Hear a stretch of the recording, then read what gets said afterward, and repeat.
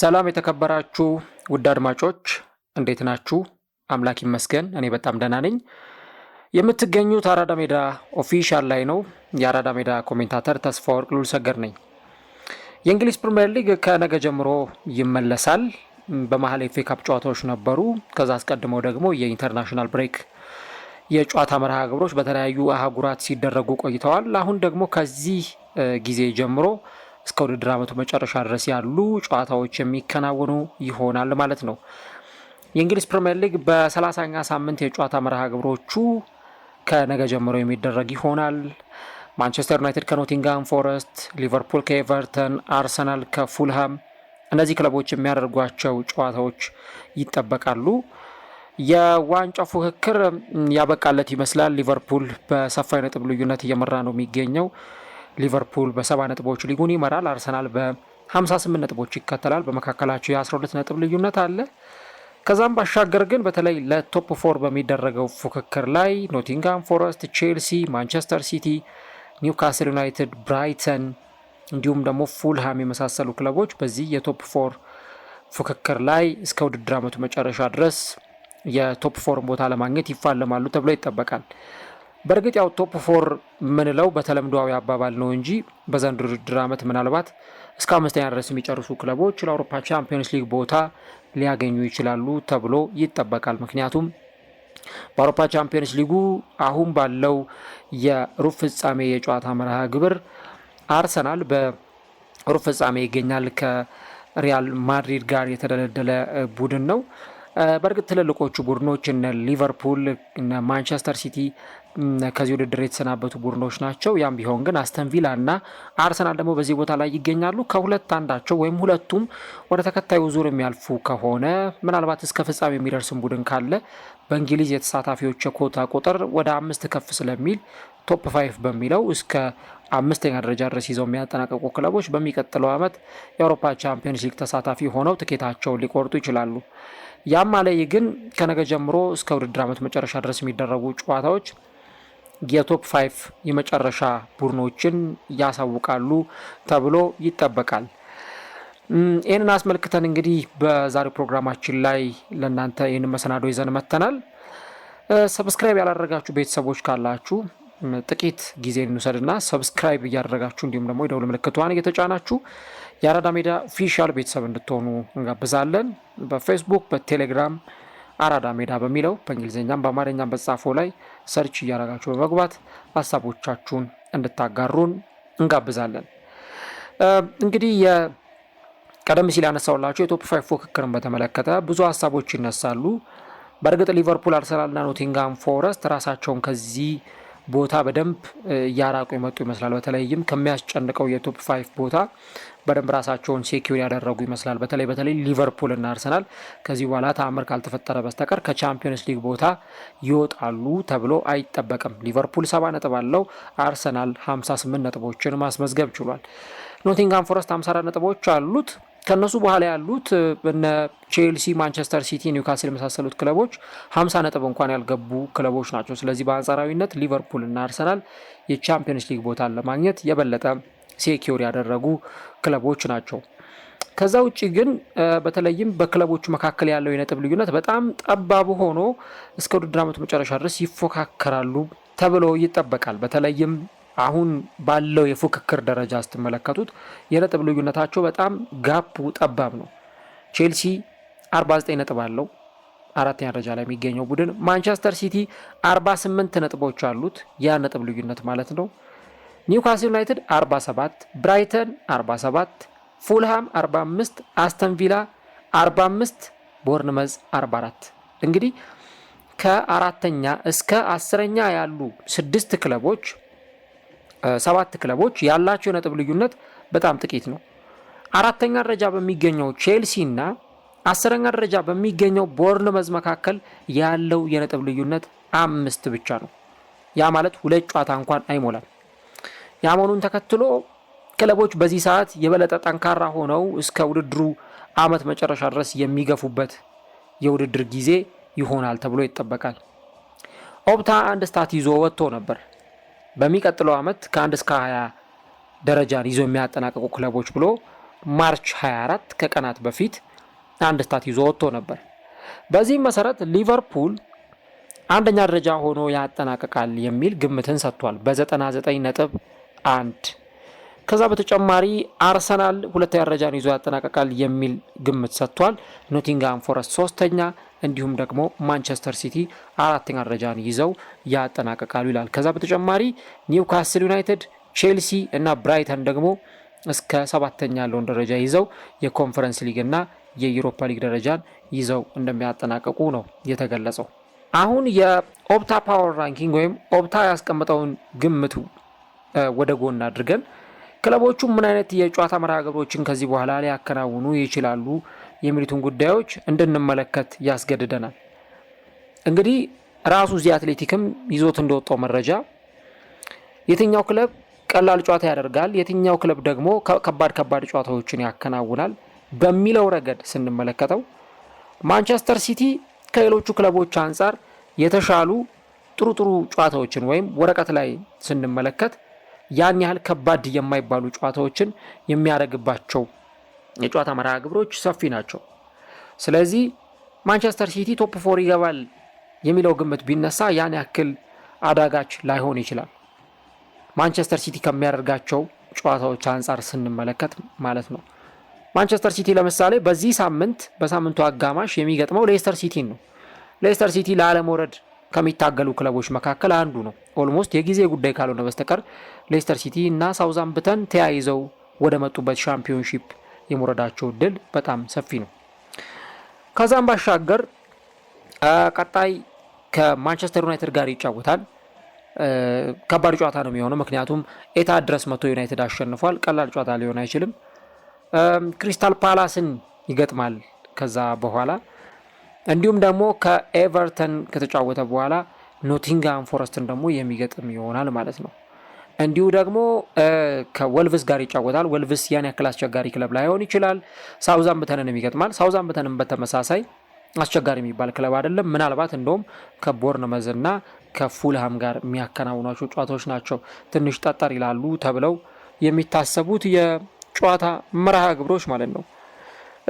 ከዛም ባሻገር ግን በተለይ ኒውካስል ዩናይትድ ደግሞ ስድስተኛ ደረጃ ላይ ተቀምጧል። በተለይ ቀለል ያሉ የጨዋታ መርሃ ግብሮችን በማከናወን ረገድ ለኒውካስል ከዚህ በኋላ ያሉት ጨዋታዎች ቀላል እንደማይሆኑ ከዚህ ሳምንት ጀምሮ በደንብ እንመለከታለን። ኒውካስል ብሬንትፎርድን ይገጥማል። ከዛ ሌስተር ሲቲን ይገጥማል። ያው ሌስተር ሲቲ በአንጻራዊነት ከባድ ቡድን አይደለም ብያቸዋለሁ ቀደም ሲል። ዩናይትድን ይገጥማል በሜዳው። ክሪስታል ፓላስን፣ አስተን ቪላን ይገጥማል። ሶስቱ በተለይ ከባባድ ጨዋታዎች ናቸው። ኢፕስዊች ታውን በአንጻራዊነት ያን ያክል የሚከብድ ክለብ አይደለም። ከዛ ግን እስከ መጨረሻው ድረስ ያሉ የኒውካስል ጨዋታዎች ከባድ ናቸው። ብራይተንን ከሜዳው ውጭ ይገጥማል። ቼልሲን በሜዳው ይገጥማል። እንዲሁም ወደ ሰሜን ለንደን አቅንቶ አርሰናልን ይገጥማል። ኤቨርተንንም ደግሞ ይገጥማል በመጨረሻው ሳምንት የጨዋታ መርሃ ግብር። ስለዚህ ኒውካስል ዩናይትድ ቀላል ጨዋታ ነው ያለው ብለን ለመናገር አስቸጋሪ ሊሆን ይችላል። ወደ ማንቸስተር ሲቲ እንመለስና ከማንቸስተር ሲቲ ጋር ተያይዞ የክለቡን ወቅታዊ ሁኔታ እንመልከት። ማንቸስተር ሲቲ 5ኛ ደረጃ ላይ የሚገኝ ክለብ ነው። ቅድም እንዳልኳችሁ በኦፕታ ግምት መሰረት 4ኛ ደረጃን ይዞ ያጠናቅቃል ተብሎ የሚጠበቅ ቡድን ነው። እንግዲህ ማንቸስተር ሲቲ ያለፉትን ዓመታት ምን አይነት የፕሪሚየር ሊጉ የንግስና ዞር ላይ እንደነበር ሁላችንም የተመለከትነው ነው። ከ7 ዓመት በ6 የእንግሊዝ ፕሪሚየር ሊግ ሻምፒዮን የነበረ 4 ተከታታይ ዓመታት የእንግሊዝ ፕሪሚየር ሊግን በማሸነፍ ማንም አድርጎት የማያውቀውን ታሪክ መስራት የቻለ ከዛም በተጨማሪ ደግሞ በክለቦች ታሪክ የሶስትዮሽ ዋንጫን ክብር ማሳካት የቻለ በአንድ የውድድር ዓመት ኤፍኤ ካፕን፣ ቻምፒየንስ ሊግን፣ ፕሪሚየር ሊግን ከፍ አድርጎ ማሳካት የቻለ ስለ ማንቸስተር ሲቲ ብዙ ነገሮችን ልናነሳ የምንችልለት የባለንዶር ተሸላሚ ማውጣት የቻለ ሮድሪ ከረጅም ዓመታት በኋላ የባለንዶር ሽልማት ወደ እንግሊዝ ምድር እንዲመጣ ያደረገም በማንቸስተር ሲቲ ቤት አጠቃላይ ጥሩ ጊዜ እንደነበር ይታወሳል። ዘንድሮ ግን ማንቸስተር ሲቲ ያ አይደለም። የተጫዋቾች ጉዳት ከዚህ ቀደም በተደጋጋሚ ብዙ ፕሮግራሞችን በሰራንባቸው አጋጣሚዎች ሁሉ ስለ ማንቸስተር ሲቲ ባወራን ቁጥር ስናነሳቸው የነበሩ ችግሮች ክለቡን እንዳይሆን አድርገውታል። ፔፕ ጓርዲዮላ በባለፈውም ተጠይቆ ነበር። ዘንድሮ ለእኛ ጉርሻ አይገባንም፣ ሽልማት አይገባንም የሚል አስተያየት ሰጥቷል። ቡድኑ ሲያሳይ ከነበረው አቋም አንጻር ያ መሆኑን ተከትሎ ማንቸስተር ሲቲ እንግዲህ በበጋው የዝውውር መስኮት በርካታ ተጫዋቾችን ወደ ክለቡ መቀላቀል ችሏል። ግን ደግሞ ቀደም ሲል እንዳነሳ ነው ማንቸስተር ሲቲ ዘንድሮ ለዋንጫ የሚጫወትበት አንድ ብቸኛ ውድድር ኤፍኤ ካፕ ብቻ ነው። በኤፍኤ ካፕ ቦርንመዝን ማሸነፍ ችሏል። ከኋላ ተነስተው ነው ጨዋታው ማሸነፍ የቻሉት። በእርግጥ አርሊንግ ሃላንድ በድጋፍ ነው የወጣው። ጨዋታው ከተጠናቀቀ በኋላ በክራንች ነው የወጣው። ያመኑን ተከትሎ ተጫዋቹ ረጅም ጊዜ ከሜዳ ሊርቅ የሚችልበት ሁኔታ ሊፈጠር ይችላል። ዞሮ ዞሮ ግን በማንቸስተር ሲቲ በኩል በተለይ ከባባዶቹን ጨዋታዎች ማንቸስተር ዩናይትድን፣ ክሪስታል ፓላስን፣ ኤቨርተንን፣ አስተን ቪላን እና ደግሞ በመጨረሻም ቦርንመዝና ፉልሃምን መወጣት ከቻለ ቡድኑ የመጨረሻው ቶፕ 4 ገብቶ ማጠናቀቅ ይችላል። ከዚህ ቀደም እንዳነሳሁት ማንቸስተር ሲቲ በውድድር ዓመቱ 4ኛ ደረጃን ይዞ ካጠናቀቀ ወይም ቶፕ 4 ገብቶ ካጠናቀቀ ለሲቲ ትልቅ ሽልማት ነው፣ ትልቅ ስኬት ነው። በእርግጥ እስከዛሬ ድረስ ከተለመደው ነገር አንጻር ደጋፊዎች በየአመቱ ዋንጫ የሚያነሳ ቡድን ስለለመዱ ይህን ነገር አክሴፕት ማድረግ ሊከብዳቸው ይችላል። ግን ማንቸስተር ሲቲ በኤፍኤ ካፕ እስከ መጨረሻው ድረስ ከተጓዘና 4ኛ ደረጃን ይዞ ካጠናቀቀ ለክለቡ በጣም ትልቅ ስኬት ነው። ምክንያቱም ሰውየው ፔፕ ጓርዲዮላ ነው። ቡድኑን እንዴት አድርጎ መገንባት እንዳለበት ያውቃል፣ እንዴት ማስተካከል እንዳለበት ያውቃል። ዘንድሮ በግልም በቡድንም ጥሩ ጊዜን እያሳለፈ አለመሆኑ ነው አሁን ላለበት የማንቸስተር ሲቲ ውጤት መውረድ ትልቁን አስተዋጽኦ ያበረከተው። ፔፕ ጓርዲዮላ የ30 ዓመት ትዳሩን የፈታው በዘንድሮ ውድድር ዓመት ነው። ምግብ በአግባቡ እንደማይመገብ ይነገር ነበር። ምግብም ሳይመገብ የሚያድርባቸው ሌሊቶች በጣም ብዙ ነበሩ። በተለይ በተሸነፈባቸው ጨዋታዎች ከመናደድ ጋር ተያይዞ በጨዋታ ሜዳ ላይ ፊቱን ሲዋጭር፣ አፍንጫውን ሲያደማ በጣም ብዙ ሁኔታዎችን ስንመለከት ነበርና እነዛ ሁሉ ነገሮች ተደራርበው ማንቸስተር ሲቲን ወደኋላ ቢያስቀሩትም አሰልጣኙ ግን እንደምንም ተማሙቶ አሁን ቡድኑን ለቶፕ 4 ተፎካካሪ እንዲሆን አድርጎታልና ይሳካለታል የሚለውን አብረን እናያለን። ቀጥሎ የምንመለከተው ኒውካስል ዩናይትድን ነው። ኒውካስል ዩናይትድ አሁን ያለበት ደረጃ 6ኛ ደረጃ ነው። እንደ ወቅታ ግምት ከሆነ 5ኛ ደረጃን ይዞ ያጠናቀቃል ተብሎ ይጠበቃል። ኒውካስሎች አሁን ካሉበት ደስታ መውጣት የሚፈልጉ አይመስሉም። ምክንያቱም ከ70 ዓመታት በኋላ ነው ኒውካስል ዩናይትድ ለመጀመሪያ ጊዜ ዋንጫ ማንሳት የቻለው፣ የካራቦ ካፕን ዋንጫ ማንሳት የቻለው። ይህንን ዋንጫ ካነሱ በኋላ ያንን ዋንጫም ሰለብሬት ሲያደርጉት ቆይቷል። ማድረጋቸውም አይቀርም ከዚህ በኋላ ባለው ሁኔታ። ይህ በእንዲህ እንዳለ ግን በተለይ ቡድኑ ደግሞ ወደ አውሮፓ ቻምፒየንስ ሊግ መመለስ ይፈልጋል። የአረቡ ባለሀብት መሐመድ ቢን ሰልማን ክለቡን ከገዙት በኋላ ጥሩ ተጫዋቾችን ወደ ክለቡ ማምጣት ችሏል። ግን ደግሞ የፒኤስአርን ሕግ ላለመጣስ ሲባል ትልልቅ ዝውውሮችን በዛ ክለብ ውስጥ እያደረጉ አልነበረም። ወደ ቻምፒየንስ ሊግ ተመልሰዋል። እነ ፔዥን ኤሲ ሚላንን ሲገጥሙ እንደነበር ይታወሳል። አምና ጥሩ ጊዜን አላሳለፉም። ዘንድሮ ግን ወደዛ የሚመለሱበት ሁኔታ ያለ ይመስላል። ግን ትልቁ ችግር አሁን በዛ ክለብ ውስጥ በተለይም ደግሞ ከዚህ በኋላ የሚያደርጓቸው ጨዋታዎች ቀደም ሲል የጠቀስኩላቸው ጨዋታዎች ከበድ ያሉ መሆናቸው ለዚህ ቡድን ትንሽ አስቸጋሪ እንዲሆን ሊያደርገው ይችላል። ምክንያቱም በጉዞ ውስጥ ዩናይትድን ይገጥማል፣ ፓላስን ይገጥማል፣ ቪላን ይገጥማል፣ ብራይተንን ይገጥማል፣ ቼልሲን፣ አርሰናልን የሚገጥም ቡድን ነው። ኤቨርተንም እዚህ ውስጥ አለ። ስለዚህ ከነዚህ ጨዋታዎች 3 ነጥብ ይዞ መውጣት ለኒውካስል ዩናይትድ ጋራንቲ የሚሰጠው ነገር ነው ወይ የሚለውን ጥያቄ ትክክለኛው መልስ ስናገኝ ብቻ ነው ኒውካስል ዩናይትድ ቶፕ 4 ገብቶ ይጨርሳል ወይም ቅድም በተባባል ነው አባባል ቶፕ 5 ገብቶ ይጨርሳል የሚለውን ነገር ልናነሳ የምንችለው። አለስ ግን ስለዚህ ቡድን የቻምፒየንስ ሊግ ተስፋ እርግጠኛ ሆኖ መናገር አይቻልም። ከዛም ባሻገር ደግሞ ቡድኑ ወደ ቻምፒየንስ ሊግ መመለስ ስላለበት ብቻም ሳይሆን ሌላ አላማም አለው። የኤርትራ የዘር ሐረግ ያለውን አሌክዛንደር ኢሳቅን ላለማጣት ኒውካስሎች ይፋለማሉ። ምክንያቱም ከዚህ ቀደምም ሲነሳ እንደነበረው አሌክዛንደር ኢሳቅ ኒውካስል ወደ ቻምፒየንስ ሊግ የሚያልፍ ከሆነ የዛ ውድድር መሳተፉን የሚያረጋግጥ ከሆነ ኮንትራቱን ሊያራዝም በክለቡ ሊቆይ፣ ያ ካልሆነ ግን ወደ መረጠው ክለብ ሊሄድ እንደሚችል ስምምነት አለ በመካከላቸው የሚል ጉዳዮች የተነሱ ነው። አርሰናል በር ላይ ቆሟል ይህን ተጫዋች ለማስፈረም። ቼልሲ ተጫዋቹን ይፈልጓል። ባርሰሎና ተጫዋቹን ለማስፈረም ይፈልጋል። ሊቨርፑል ተጫዋቹን ለማስፈረም ይፈልጋል። ስለዚህ ኒውካስል በቀላሉ ይህን ተጫዋች ላለማጣት ሲልም ይፋለማል ተብሎ ይጠበቃል። ቼልሲን እንመልከት። ያው በእርግጥ አሁን በወፍ በረር ነው ሁሉንም ክለቦች የምንመለከተው፣ ግን ቼልሲን አስመልክተን ሌላ ፕሮግራም እናደርሳለን ለእናንተ ለአድማጮች። ቼልሲን በተመለከተ የውድድር ዓመቱን ጥሩ ባልሆነ መንገድ ሊጨርሱ ይችላሉ ተብለው ከሚጠበቁ ክለቦች መካከል አንዱ የኤንዞ ማሬስካው ቼልሲ ነው። እንግዲህ ስለ ቼልሲ ካነሳን የዘንድሮ የውድድር ዓመት አጀማመራቸው እጅግ በጣም አስገራሚ ነበር። ሳይጠበቁ ለዋንጫ ሲፎካከሩ፣ እንዲሁም ደግሞ እንደነ ኮል ፓልመር፣ ኤንዞ ፈርናንዴዝ በጣም ብዙ ተጫዋቾቹ በዛ ክለብ ውስጥ ያሉ ተጫዋቾች ጥሩ ግልጋሎት በውድድር ዓመቱ ሲሰጡ ስለነበር ቼልሲ ለዋንጫ መፎካከር ጀምሮ ነበር። አዎ ቼልሲ ለዋንጫ መፎካከር ችሎ ነበር። አሰልጣኙ ግን በሰዓቱ ሲጠየቁ በፍጹም እኛ ለዋንጫ እየተፎካከረን አይደለም፣ we are not in the title race እያሉ ይናገሩ ነበር በተደጋጋሚ። እንደዛ እያሉ ሲናገሩ ከቆዩ በኋላ ቼልሲ በስተመጨረሻ እሳቸው እንደተናገሩት እኛ በሊቨርፑልና በአርሰናል ደረጃ ለመገኘት ገና ነን እያሉ ሲናገሩ ስለነበር በኋላ የተለያዩ ነገሮች መጡ። ቼልሲ ከደረጃው የተንሸራተተ ወርዶ በአንድ ጊዜ ከሁለተኛ ወደ 6ኛ ደረጃ ነው መግባት የቻለው። ጭራሽ ደግሞ በዚህ ሳምንት ከወጡ መረጃዎች መካከል አሰልጣኙ ኤንዞ ማሬስካ በተጫዋቾቻቸው መበሳጨታቸው ሲነገር ነበር። ምክንያቱም የቼልሲ ዋና ቡድን በዚህ ሳምንት ከክለቡ የ21 ዓመት በታች ቡድን ጋር ጨዋታ አከናውነው ነበር። ያው አንዳንዴ አቅማቸውን ለመፈተሽ እንደዚህ አይነት ነገሮች ሊደረጉ ይችላሉ። በኋላ የቼልሲ ቡድን ዋናው ቡድን ማለት ነው በ21 ዓመት በታቹ የቼልሲ ስብስብ 3-0 ተሸነፈ። አሰልጣኙ ክፉኛ ነበር የተበሳጩት በዚህ ውጤት፣ ጨጓራቸውን የተላጠው። ምክንያቱም ቡድናቸው ዋናው ቡድን 18 እና 19 ዓመት በሆናቸው ወጣቶች 3-0 መሸነፉ ለሳቸው የሚዋጥ አልነበርም። ያ መሆኑን ተከትሎ ለእረፍት ተይዞላቸው የነበረውን ቀን አሰልጣኙ ካንስል አድርገው በእረፍት ቀናቸው መጥተው ልምምድ እንዲሰሩ አሰልጣኙ ውሳኔ አስተላልፈዋል። የብሔራዊ ቡድን ጥሪ ያልደረሳቸው የዋናው ቡድን እንዲሁም ተጫዋቾችም ጭምር በዚህ ጨዋታ ላይ ተሳትፈው ያደረጉት ጨዋታ በተሸናፊነት ላይ የተጠናቀቀው። የሙሉ 90 ደቂቃ ጨዋታ አለመሆኑ ሲነገር ነበር።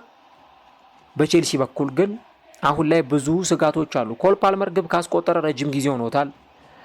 ከኢንተርናሽናል ብሬኩ በፊት ከአርሰናል ጋር በተደረገ ጨዋታ ክለቡ ተሸንፏል። አሰልጣኙ አሁን በተለይ በኤክስፔክትድ ጎል ቡድኑ ግቦችን የሚያስቆጥር ቡድን አይደለም፣ የግብ ፈጠራው ደካማ እየሆነ መጥቷል። አሰልጣኙ ሲሉትም እንደነበር እኛ በኮል ፓልመር ላይ ጥገኞች አይደለንም፣ ኮል ፓልመር ላይ የተንጠለጠለ ቡድን አይደለም እሳቸው ብሎ ቢናገሩም ግን ደግሞ ሜዳ ላይ የተመለከትነው የምርም በኮል ፓልመር ላይ ጥገኛ የሆነ ቡድን ነው። ያ መሆኑን ተከትሎ የመጨረሻዎቹ ጨዋታዎች ለቼልሲ ቀላል የሚባል አይደሉም። በታህሳስ ወር ላይ ማሬስካ እኛ ለዋንጫ ተፎካካሪ አይደለንም ብለው ሲናገሩ በነበረበት ሁኔታ አንዳንድ ደጋፊዎችም ጭምር ቅር ተሰኝተውባቸው ነበር። አሁን ለቼልሲ ትልቁ ቁም ነገር ወደ አውሮፓ ቻምፒየንስ ሊግ የመመለስና ያለመመለስ ጉዳይ ብቻ ነው። ቼልሲ በባለፉት 2 ዓመታት በአውሮፓ መድረክ ላይ ምን አይነት ተሳትፎ ነበረው? ካቻምና 12ኛ ሆኖ ጨረሰ። አምና ምንም ውስጥ ሳይሳተፍ ነው ቼልሲ ውድድር ዓመቱን ያጠናቀቀው። አምና ደግሞ እንደምንም ተማሙቶ ቢያንስ እስከ 8ኛ ባለው ደረጃ የሚወጣበትን እድል አግኝቶ 6ኛ ሆኖ ጨርሶ ነበር። ያ ቢሆንም ግን ዩናይትድ ዩሮፓ ሊግን ስላነሳ ቼልሲ ኮንፈረንስ ሊግ ነው መጫወት የቻለው። ይህንን ነገር ደግሞ ባለመሆኑ ቼልሲ ከፍተኛ ኪሳራ ውስጥ መግባቱ ነው የተገለጸው። በባለፈው የውድድር ዓመት 90.1 ሚሊዮን ፓውንድ ኪሳራ አስመዝግቦ ነበር ቼልሲ። ምክንያቱም ምንም የአውሮፓ መድረክ ላይ አልተሳተፈም፣ ጥሩ የውድድር ዓመትንም ጭምር አላሳለፈም ነበር። ነገር ግን ደግሞ በተለይ በዘንድሮ የውድድር ዓመት ጥሩ ትርፍ አግኝቷል ሲባል ነበር። ያንን ትርፋማነቱን ለማስቀጠል ደግሞ በዚህ የውድድር ዓመት የቻምፒየንስ ሊግ ተሳታፊ የሚያደርገውን ቦታ ማግኘት አለበት። ግን ተጋጣሚዎቹ ቀላል አይደሉም። ቼልሲ ከሚያደርጋቸው ጨዋታዎች እንደው ደህና የሚባል ተጋጣሚ ሊሆን የሚችለው አንድ ተጋጣሚ ብቻ ነው፣ እሱም ኢፕስዊች ታውን። ከዛ በስተቀር ግን ሌሎቹ ጨዋታዎች በጠቅላላ ከባድ ናቸው። የፊታችን ሐሙስ ከቶተንሃም ስፐርስ ጋር ይጫወታል።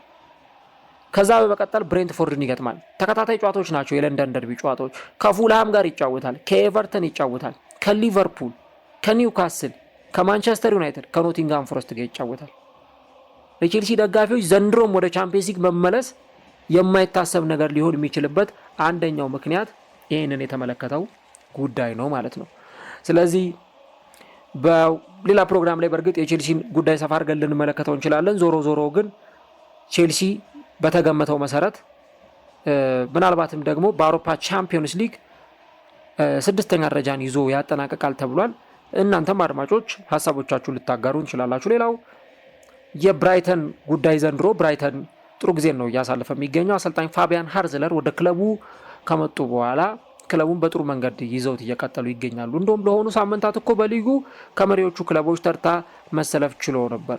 የተጫዋቾቹና የክለቦቹ የአሰልጣኙ ጥምረት እጅግ በጣም አስገራሚ ነው። ምናልባት ለብራይተን ቻምፒየንስ ሊግ መግባት እንደው በጣም ትልቅ የሚባል አቺቭመንት ሊሆን ይችላል። ግን ዩሮፓ ሊግም ከገቡ ለእነሱ በጣም ትልቅ የሚባል ስኬት ነው እና እንደሚገመተው ከሆነ አሁን ያሉት 7ኛ ደረጃ ላይ ነው። የውድድር ዓመቱንም 7ኛ ሆነው ሊጨርሱ ይችላሉ። እንግዲህ ፋቢያን ሃርዝለር ከየትኛውም አሰልጣኝ በላቀ መንገድ 4.8 ሰብስቲቲዩሽን ወይም ደግሞ ቅያሬዎችን በጨዋታ የሚያደርጉ አሰልጣኝ ናቸው። ወደ 5 ተጫዋቾችን በአንድ ጨዋታ ላይ የሚቀይሩ አሰልጣኝ ናቸው ማለት ነው። ተጋጣሚዎቻቸውን ስንመለከት ለእነሱም ቀላል ጨዋታ የለም። ከአስቶን ቪላ፣ ከክሪስታል ፓላስ እንዲሁም ከሊቨርፑል ከቶተናም ስፐርስ ጋር ጨዋታዎቻቸውን ያከናውናሉ። ግን ደግሞ በጣም የሚወደዱ ተጫዋቾች ደግሞ ያሉበት ስብስብ ነው። ያንኩባ ሚንቴ በጣም የሚወደድ ተጫዋች ነው። እንደውም አሰልጣኙ አይጠቀሙበትም እንጂ ሲሞና ዲንግራም ሌላኛው በጣም ከሚወደዱ ተጫዋቾች ውስጥ አንደኛው ነው። ሌላው ዳኒ ሚታኪ ሜንሳ ወልቤክ በክለብ ውስጥ አሁን እንደ አዲስ የጎመራ ያለ ተጫዋች ነው። ይህ የቀድሞ የአርሰናል እና የማንቸስተር ዩናይትድ አጥቂ እንዲሁም ካኦሩ ሚቶማ ጃፓናዊ ኮከብ በዛ ክለብ ውስጥ ጥሩ ብቃቱን እያሳየ ነው። ሌሎች ተጫዋቾችን ማንሳት ያስፈልጋል። 7ኛ ደረጃን ይዞ ያጠናቃል የሚል ግምት ተሰጥቷል። መጨረሻ ላይ የምንመለከተው ሁለቱ ክለቦች ያው ፉልሃምን በዚህ ዝርዝር ውስጥ የሚገኝ ክለብ ነው። ፉልሃም እንግዲህ 10ኛ ደረጃ ላይ ይዞ ይጨርሳል የሚሉ ግምቶች አሉ። ከክለቡ ካለው አምቢሽን አንጻር ይህን ደረጃ ይዞ ማጠናቀቁ የሚያስከፋ አይነት አይደለም። አስተን ቪላን በተመለከተ ብዙ ሀሳቦች ይነሳሉ። አሰልጣኝ ኡናይ ኤምሬ ወደ እንግሊዝ ተመልሰው ከመጡ በኋላ የገፋቻቸውን እንግሊዝ መልሰው እንግዲህ በተሻለ መንገድ ኬሪራቸውን ለመገንባት የተጠቀሙበት ነው የሚገኙት። አስተን ቪላን ወደ ቻምፒየንስ ሊግ መልሰዋል ከረጅም ዓመታት በኋላ። አሁን የሩብ ፍጻሜ ተፋላሚ ናቸው። የቀድሞ ክለባቸውን ፔዤ ይገጥማሉ። ዊችዝ በጣም ትልቅ የሚባል ሰክሰስ ነው ለዚህ ክለብ ሩብ ፍጻሜ መግባት። አሁን ጭራሽ ፔዤን አሸንፈው ግማሽ ፍጻሜ ከገቡማ ሌላ ተአምር ነው ለአስተን ቪላ ደጋፊዎች። እነዚህ ነገሮች እንመለከታለን። ነገር ግን ደግሞ አሁን ቡድኑ በሚገኝበት 9ኛ ደረጃ ላይ ቆይ ይችላል፣ 8ኛ ደረጃን ይዞ ሊያጠናቅቅ ይችላል የሚሉ ግምቶች አሉ። ክለቡ በባለፈው የዝውውር መስኮት ጥሩ ተጫዋቾችን ወደ ክለቡ ቀላቅሎ ነበር።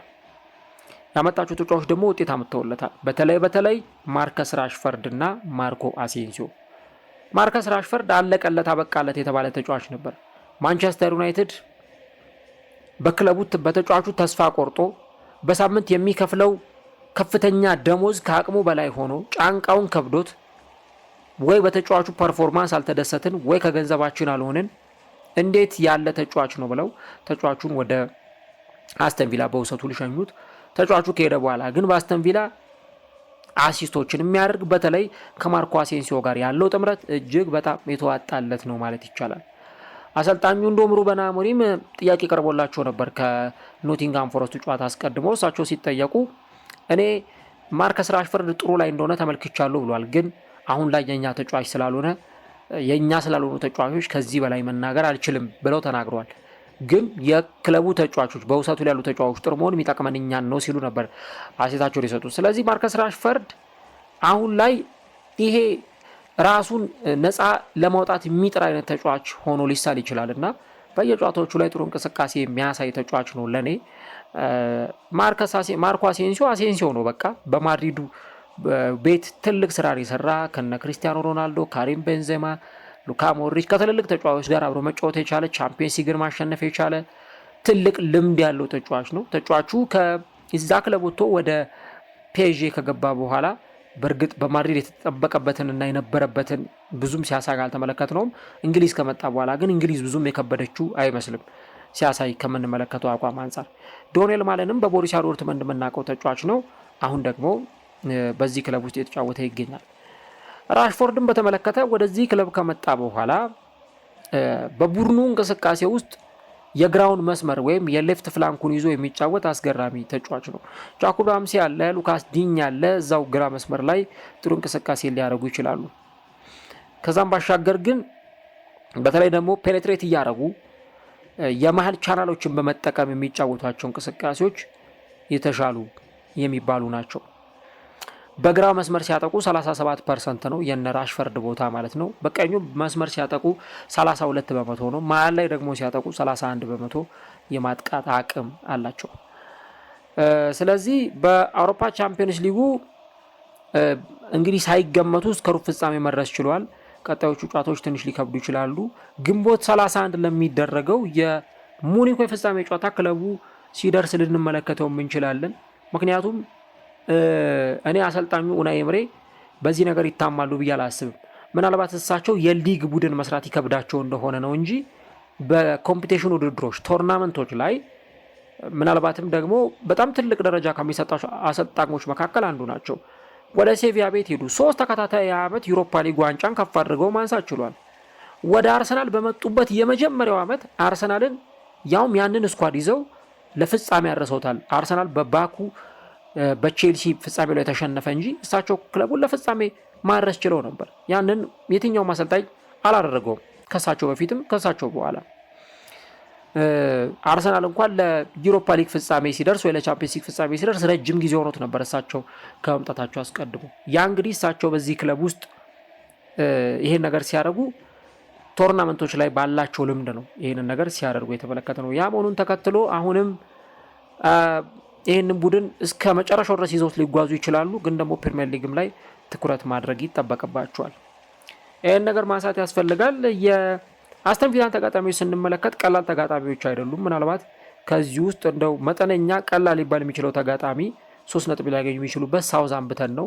ያው ሳውዛምፕተን ቀድሞ መውረጃው የተመቻቸለት ቡድን ነው። በመጣበት ተመልሶ ለመውረድ እየተዘጋጀ ያለ ቡድን ነው። ከሳውዛምፕተን 3 ነጥብ ሊወስዱ ይችላሉ። ከዛ ውጭ ግን ብራይተንን ይገጥማል፣ ፎረስትን ይገጥማል፣ ኒውካስል ዩናይትድን፣ ማንቸስተር ሲቲን፣ ፉልሃምን፣ ቦርንመዝን፣ ስፐርስን፣ ማንቸስተር ዩናይትድን ይገጥማል። እነዚህን ሁሉ ትልልቅ ቡድኖች እንግዲህ የማግኘት ትልቅ ኃላፊነት ተጥሎባቸዋል። ስለዚህ ለአስተን ቪላ ቀላል ላይሆን ይችላል ብሎ ኦፕታ በገመተው መሰረት 8ኛ ደረጃን ይዘው ያጠናቅቃሉ የሚል ግምት ተሰጥቷል። ዞሮ ዞሮ ግን ለኡናይ ኤምሬው የአስተን ቪላ ስብስብ ይህን የውድድር ዓመት በየትኛውም ውጤት ቢጨርሱት ጥሩ የሚባል የውድድር ዓመት ሊሆንላቸው እንደሚችል ያለ ጥርጥር መናገር ይቻላል። ስለዚህ ይሄንን ጉዳይ እንመለከታለን። እንግዲህ በአጠቃላይ ቶፕ 4 ላይ የሚፎካከሩ ወይም ቶፕ 5 ላይ የሚፎካከሩ ክለቦች የመጨረሻውን 100 ሜትር እንዴት አድርገው ሊወጡት ይችላሉ ከሚለው አንጻር ይህንን ዘገባ ሰርተናል።